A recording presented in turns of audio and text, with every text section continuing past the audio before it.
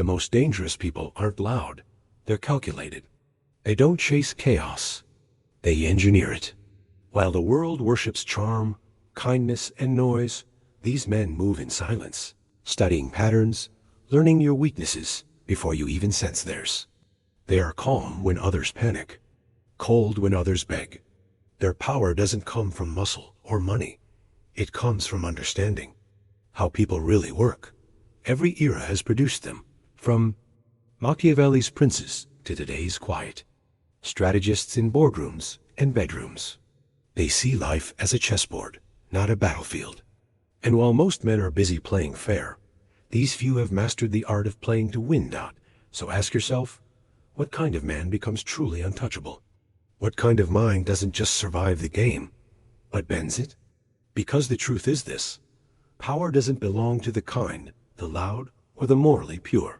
It belongs to those who can control their emotions, manipulate perception, and stay 2 moves ahead. By the end of this video, you'll understand why the most dangerous personality isn't violent. It's strategic. And once you see it, you can never unsee it. We've been told since childhood that goodness is power, that if you're honest, kind, and play fair, life will reward you. But that's the first illusion every naive man must outgrow. The world doesn't honor virtue. It rewards usefulness. It doesn't elevate the pure, it elevates the strategic. Look around. In politics, in business, in relationships, the man who wins isn't the one with the cleanest conscience. It's the one who understands leverage. Society celebrates virtue publicly, but secretly bows to cunning. We're told to be good, yet the people giving that advice are often the ones quietly bending the rules behind closed doors. Machiavelli saw this 500 years ago. He wrote, "A man who wishes to act entirely up to his professions of virtue soon meets with what destroys him." In other words, those who cling to moral perfection are destroyed by those willing to act when others hesitate. The good man waits for fairness. The clever man creates opportunity. Think of the workplace nice guy, always agreeable, always polite, passed over by the manipulator who knows how to appear confident, indispensable, even charming. Or the man in a relationship who mistakes compliance for love, only to find that predictability kills attraction. Goodness without strategy becomes weakness. It's moral armor in a world that plays psychological warfare. Machiavelli didn't reject morality. He simply understood its limits. To survive, you must learn to be both lion and fox, strong enough to defend yourself, clever enough to see deception coming. Because in the real world, it's not the best man who wins. It's the man who knows how the game is played. A dangerous personality isn't born dangerous. He's forged in the quiet violence of disappointment, rejection, and betrayal. Every time the world shows him its fangs, he sheds a layer of illusion. He stops expecting fairness, stops chasing validation, and starts watching people instead of believing them. That's where the transformation begins, when pain turns into perception. Machiavelli understood this evolution better than anyone. He wrote not for the moral man, but for the man who had seen enough of life's hypocrisy to recognize that people are driven not by virtue, but by interest. He warned that to rise above the crowd, one must learn human nature, not as it should be, but as it is.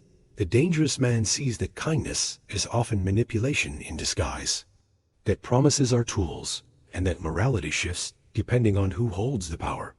While others cling to idealism, he studies motives. He doesn't seek to destroy. He seeks to understand, because understanding is control. Adversity is his teacher. Every betrayal teaches him the limits of trust. Every rejection teaches him emotional discipline. Each time someone tries to break him, he becomes less reactive, more calculating. Eventually, he stops fighting for approval and starts moving with intention, detached, focused, aware. That's when he becomes dangerous, not because he wants harm, but because he can no longer be manipulated. He's the man who doesn't panic under pressure, who doesn't overshare, who sees 3 steps ahead while others are still reacting to their emotions. His calmness unnerves people. His silence carries weight down. This is the essence of Machiavellian strength, controlled perception. Power, after all, belongs not to the loudest, but to the one who understands what everyone else hides. The dangerous personality is not evil. He's awakened. He's the man who looked into the chaos of human nature and decided to master it, not fear it. Because once you stop living by illusion, you stop being predictable. And the unpredictable man, in any era, is the one everyone secretly fears. Every truly dangerous personality shares three core traits, not born from darkness, but from understanding. Machiavelli hinted at them centuries ago, and history keeps proving him right. These traits form what we can call the triad of power: strategic thinking, emotional detachment, and adaptive morality. Together, they separate those who control the game from those who get played by it. Point 1. Strategic thinking. While most people react, the dangerous man calculates. He doesn't move from impulse. He moves from foresight. Strategy is his shield against chaos. In politics, Julius Caesar exemplified this. He didn't conquer Rome with brute force alone. He conquered it with timing, alliances, and perception. Every action was a step in a long game. He understood that power isn't seized in a moment. It's positioned over time. In modern life, this looks like the man who doesn't argue emotionally, but gathers information quietly, letting others reveal their weaknesses first. He wins not by force, but by precision. Point 2. Emotional detachment. Machiavelli warned that emotion clouds judgment, and the man who can't control his emotions will always serve the man who can. Detachment doesn't mean apathy. It means clarity. The dangerous personality feels everything but shows nothing. He observes his anger without letting it dictate his words. He endures rejection without spiraling into self-doubt. This unnerves people, because emotional control is rare in a world addicted to reaction. In relationships, this looks like the man who doesn't chase validation or crumble under pressure. His calmness creates an aura of dominance. He appears unshakable, and that perceived stability becomes a form of power. 3. Adaptive morality. The final trait, and the most misunderstood, is adaptive morality. It's not about being unethical. It's about knowing when ethics serve strategy and when they destroy it. Machiavelli wrote that a ruler must learn how not to be good when circumstances demand it. This doesn't glorify deceit. It recognizes that rigid morality in a corrupt system is self-sabotage. In business, this might mean making unpopular decisions for long-term gain. In personal life, it's knowing when to walk away from fairness to protect your boundaries. When these three traits combine, something rare emerges: controlled danger. The kind of man who never loses his cool, who plays the long game, who bends morality to purpose instead of letting it blind him. He's not ruthless by instinct. He's ruthless by design. And while others stumble through life reacting, explaining, and hoping, he moves in silence, already 3 moves ahead. Because power doesn't belong to those who play fair. It belongs to those who play aware. In the modern world, the dangerous personality no longer wears armor or crowns. He wears a smile. He doesn't announce his dominance. He disguises it behind warmth, confidence, and effortless charm. He's the CEO who never raises his voice, the influencer who seems relatable, but always gets what he wants, the friend who listens more than he speaks, yet somehow steers every conversation to his advantage. This is the modern Machiavellian, not the tyrant, but the tactician. He understands that open aggression is outdated. Today, power hides in perception. He weaponizes likability. He knows that people trust those who seem harmless, so he crafts an image that feels safe, approachable, charismatic, empathetic.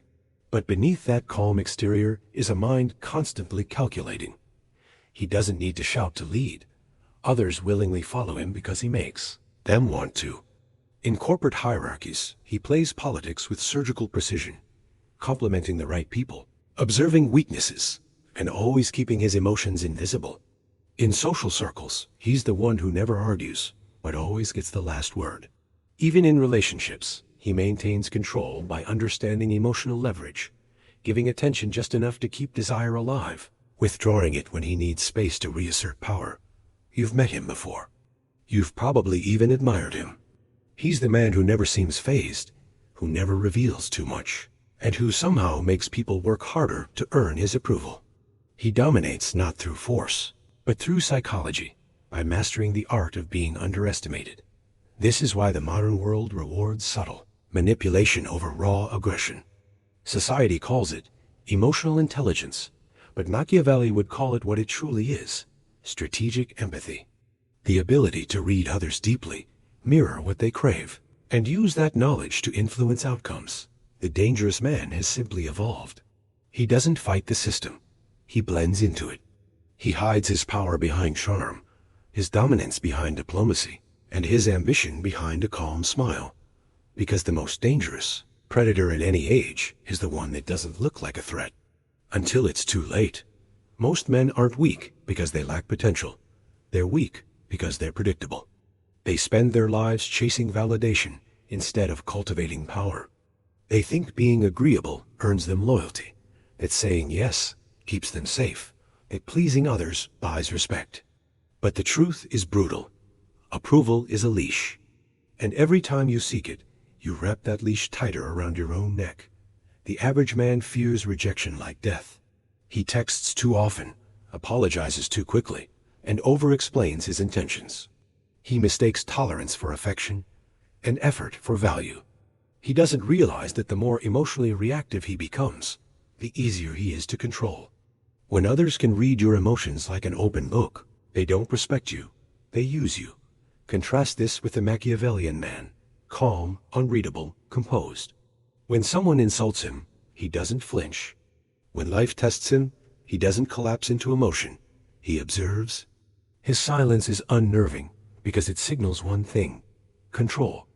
And in every social dynamic, control commands respect. Machiavelli wrote that it is safer to be feared than loved. If you cannot be both. A modern interpretation isn't about cruelty, it's about certainty. People are drawn to those who don't need them. They respect the man who could walk away, the man whose identity isn't built on approval. Ordinary men fall into the trap of dependence, emotional, social, even romantic. They build their confidence on the reactions of others instead of on their own discipline. And every time they compromise themselves to be liked, they reinforce the cycle of weakness. The dangerous man breaks that cycle. He withholds reaction, guards his emotions, and uses restraint as a weapon. His power doesn't come from dominance. It comes from emotional independence. The painful truth is this: you're not disrespected because you're too nice. You're disrespected because everyone already knows what you'll do. Predictability is death in the game of power. And until you master your own reactions, someone else will always be writing your story. The goal isn't to become ruthless. It's to become strategically dangerous. To embody calm power so refined that no one can shake you, manipulate you, or read you unless you allow it. The Machiavellian mindset, at its core, isn't about cruelty, it's about control. Control of your emotions, your impulses, your image, and ultimately, your destiny. So how do you become that kind of man? It begins with emotional control, the foundation of all power. Every time you react impulsively, you give someone else the remote control to your life. Start observing your emotions instead of acting on them. When anger rises, analyze it. When insecurity appears, study it. Learn to delay reaction, because the man who pauses before speaking always appears dominant to the man who doesn't. The pause itself is a signal of power. Next comes observation over reaction. Dangerous men are quiet analysts. They listen more than they speak, not because they're timid, but because information is currency. Let others reveal themselves. Pay attention to tone, posture, timing. Most people are broadcasting their intentions constantly. When you stop competing for attention, you start collecting leverage. Then, practice selective vulnerability. The weak overshare to feel connected. The powerful reveal only what strengthens their position. That doesn't mean being fake. It means being intentional. Share your struggles only after you've conquered them, not while you're drowning in them. Let people see your strength, not your instability. When you speak from a place of control, even honesty becomes influence. Another crucial step: detach from the outcome. The more desperate you are to win, the easier you are to control. True danger lies in being internally unshakable, knowing that no loss can define you and no person can complete you. A man who needs nothing cannot be manipulated. That's why detachment isn't coldness. It's freedom. Finally, embrace restraint. The modern man confuses constant activity with progress. The dangerous man understands that sometimes the greatest move is not to move, to let time, tension, and silence work for him. Power builds in stillness, because stillness makes others reveal themselves. To be strategically dangerous is to live with awareness sharpened by restraint. You see everything, you feel everything, but you act only when it serves your purpose. That's how kings, leaders, and legends think. Remember, danger isn't destruction, it's control. And the man who controls himself controls everything around him. You've now seen the full transformation, from ignorance to awareness, and finally to mastery. The journey begins when you stop believing that the world rewards goodness and start seeing that it rewards strategy. The dangerous personality isn't born from cruelty. It's forged through understanding, discipline, and the willingness to see what others deny. The world doesn't reward the harmless. It rewards those who can play the game without becoming its slave. Those who stay calm under chaos, think when others react, and choose when others beg. That's what makes a man untouchable. Not his power over others, but his power over himself. Most men will never learn this truth. They'll keep chasing validation, approval, and fairness, believing the system is built to reward them for playing nice. But now you know better. You've seen behind the curtain, and once you see how power really works, you can't unsee it. So ask yourself, will you keep living like everyone else? Emotional, reactive, predictable? Or will you rise above the noise and master the game quietly? If this message hit you deeply, subscribe. Not for motivation, but for transformation. Reflect on what kind of man you're becoming. Because in a world that preys on weakness, the only real safety is strength. And the most dangerous man alive is the one who no longer needs to prove it.